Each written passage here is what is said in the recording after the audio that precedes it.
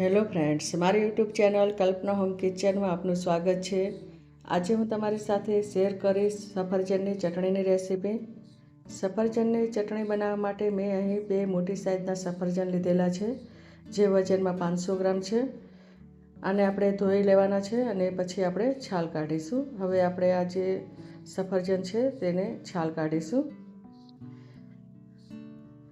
આનો જે છાલ, બીજ અને જો કોઈ પણ ડાઘવાળો ભાગ હોય સફરજન ઉપર તો આપણે કાઢી નાખવાનું, કેમ કે આપણે લાંબા ટાઈમ સુધી સ્ટોર થાય તેવી ચટણી બનાવવાની છે।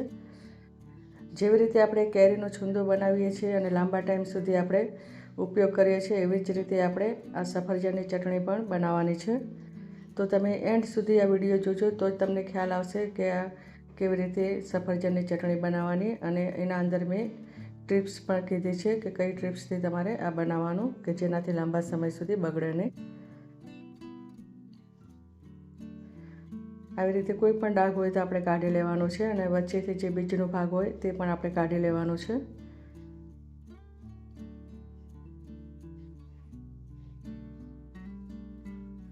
અને આવી રીતે આપણે નાની સાઈઝમાં એના ટુકડા કટિંગ કરવાના છે। અને હંમેશા સ્ટીલના વાસણનો જ ઉપયોગ કરવાનો કે જેનાથી આપણે સફરજન કાળા ના પડી જાય।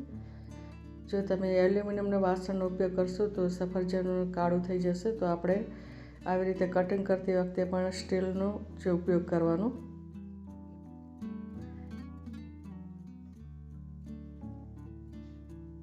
અને આપણે મીડિયમ સાઈઝના ટુકડા કરી લેવાના છે।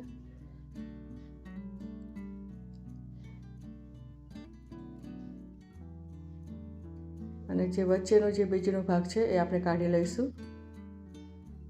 અને જો મોટા સફરજન હોય તો મોટા સફરજનનું જ સારું બને છે। જો નાના સફરજન હશે તો તમે લાંબા ટાઈમ સુધી સ્ટોર નહીં કરી શકો અને ટેસ્ટમાં પણ એટલા બધા સારું નહીં થાય। તો સફરજન હંમેશા મોટા જ પસંદ કરવાના।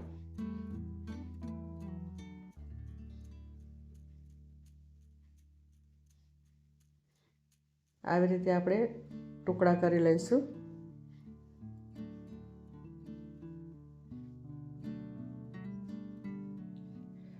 હવે આપણા જે ટુકડા થઈ ગયા છે સફરજનના, આવી રીતે મીડિયમ સાઈઝના જ ટુકડા બનાવવાના છે।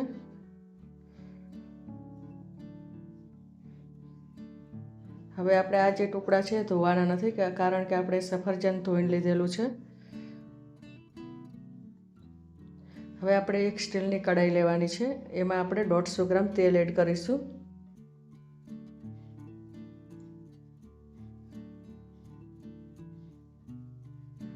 હવે આપણે આ જે તેલ ગરમ થઈ ગયું છે તો જીરું 1 ચમચી એડ કરીશું।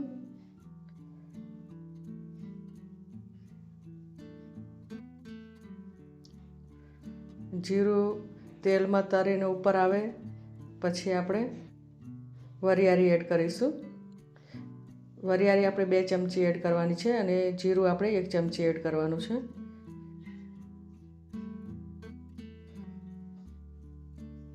હવે આપણે આને બરાબર મિક્સ કરીશું। જીરું અને વરિયાળીને થોડું કડક થવા દઈશું અંદર।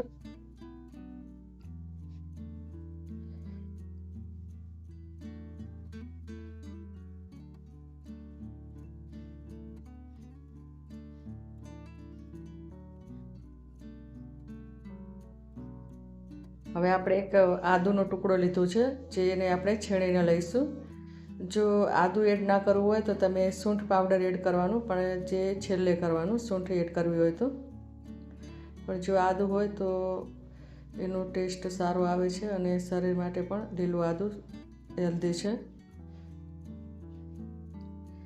સફરજન પણ આપણા શરીર માટે વિટામિનથી ભરપૂર હોય છે, તો એ પણ હેલ્ધી છે। અને આના અંદર આદુ પણ આવે છે, તો તેનાથી પણ આપણા શરીર માટે ખૂબ જ ઉપયોગી છે। તો આવી ચટણી બનાવીને સ્ટોર કરવાથી તમે લાંબા ટાઈમ સુધી ખાઈ શકો છો।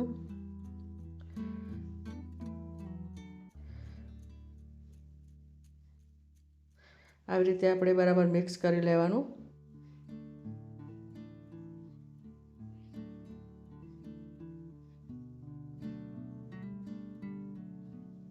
હવે આપણે આના અંદર જે પાણીનો ભાગ છે એ બળી જાય એના માટે આપણે ઢાંકી દઈશું 5 મિનિટ માટે. પાણીનો ભાગ પણ બળી જશે અને સફરજન પણ બરાબર પકવવાના છે. બરાબર ચડી જાય પછી આપણે આગળની જે પ્રોસેસ કરીશું. અને આપણે લાંબા ટાઈમ સુધી બનાવવાનું છે એટલે આપણે ટ્રીપ્સ સાથે જ બનાવીશું. હવે આપણે આને મિક્સ કરી લઈશું. હવે આપણા જે સફરજન છે બરાબર ચડી ગયા છે.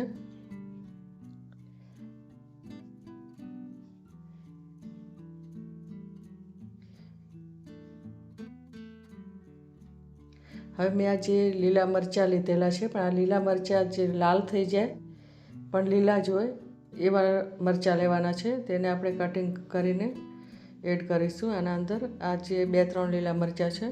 હવે આપણે મરચું પાવડર છે 1 ચમચી એડ કરીશું. જો તમે કાશ્મીરી મરચું પણ એડ કરી શકો છો આમાં.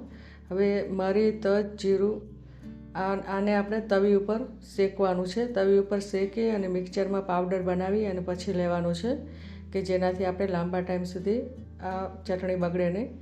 મીઠું આપણે 1 ચમચીથી પણ ઓછું લેવાનું છે, એટલે કે ચોથા ભાગનું આપણે મીઠું લેવાનું છે કે જે આપણે જે ગળપણ ઉમેરીશું તેનું બેલેન્સ રહે એના માટે.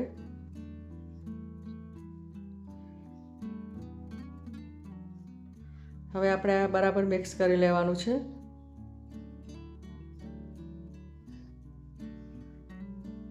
આ ચટણી નાના બાળકોને બ્રેડ ઉપર લગાવીને આપો તો એમને બહુ જ ભાવે છે.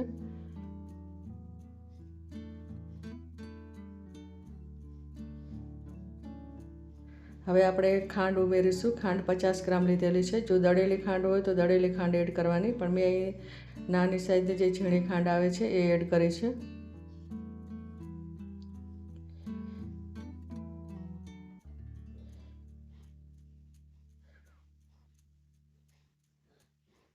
હવે આપણે બરાબર મિક્સ કરી અને પછી ગોળ એડ કરીશું. ગોળ આપણે 50 ગ્રામ લેવાનો છે અને ખાંડ પણ આપણે 50 ગ્રામ લીધેલી છે. તો ગોળ અને ખાંડનું જે માપ છે એક સરખું રાખવાનું છે. અને આપણે 500 ગ્રામ સફરજન હતા જેમાંથી આપણે 150 ગ્રામ જેટલો એનો કચરો નીકળી જાય છે, તો 350 ગ્રામ સફરજન છે અને 50 ગ્રામ ખાંડ અને 50 ગ્રામ ગોળ અને બીજા આપણે મસાલા જે એડ કર્યા છે બરાબર મિક્સ કરી લેવાના. હવે આપણે જે પાઉંભાજીનું છે તેનાથી આપણે બરાબર પ્રેસ કરી અને એના ટુકડા કરી લેવાના છે, પણ આના એકદમ ટુકડા આપણે નથી કરી લેવાના. એના અડધા ટુકડા આપણે રાખવાના છે, જે મીડિયમ સાઇઝના ટુકડા રહે ત્યાં સુધી કરવાનું છે.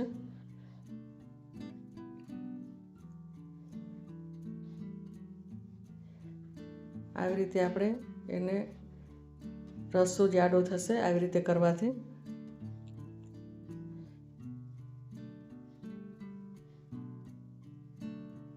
અને મરી, તજ અને જીરું જે પાવડર છે તે તવીમાં શેકીને પછી જ લેવાનું કે જેનાથી આ ચટણી આપણે લાંબો ટાઈમ સુધી રહી શકે.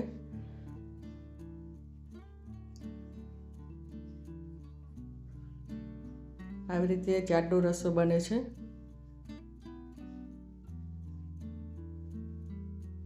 હવે આપણે લીંબુ એડ કરીશું. લીંબુથી આનું ટેસ્ટ પણ સારો આવે છે અને લાંબા ટાઈમ સુધી બગડતી નથી આ ચટણી. અને આ ચટણીને આપણે કાચના બોટલમાં ભરવાની. કાચની બોટલમાં ભરી અને પછી ફ્રીજમાં મૂકવાની. તમારે જ્યારે પણ ઉપયોગ કરવો હોય ત્યારે લેવાનું, પણ ફ્રીજમાં રાખવાની તો લાંબા ટાઈમ સુધી રહેશે. અને જો તમારે બહાર રાખવી હોય તો અંદર વિનેગર એડ કરવાનું. આવી રીતે આ ચટણી એકદમ સરસ ટેસ્ટી બને છે અને લગભગ બધાને જ ભાવે એવી આ ચટણી છે. અને સફરજન આપણા શરીર માટે પણ હેલ્ધી છે, અંદર લીંબુ પણ છે તો વિટામિન પણ ભરપૂર મળે છે. તો આવી રીતે આ ચટણી એકદમ સરસ બને છે, તો તમે પણ જરૂરથી બનાવજો. આપણે એક બાઉલમાં કાઢી લઈશું. અને ફ્રેન્ડ્સ, આ મારી રેસીપી પસંદ આવી હોય તો શેર કરજો, લાઈક કરજો અને નવા હોય તો સબસ્ક્રાઈબ કરવાનું ભૂલતા નહીં. મારા નવા વિડીયો જોવા માટે તમે સબસ્ક્રાઈબ જરૂરથી કરજો. તો હવે બીજી રેસીપીમાં મળીશું. ત્યાં સુધી બાય.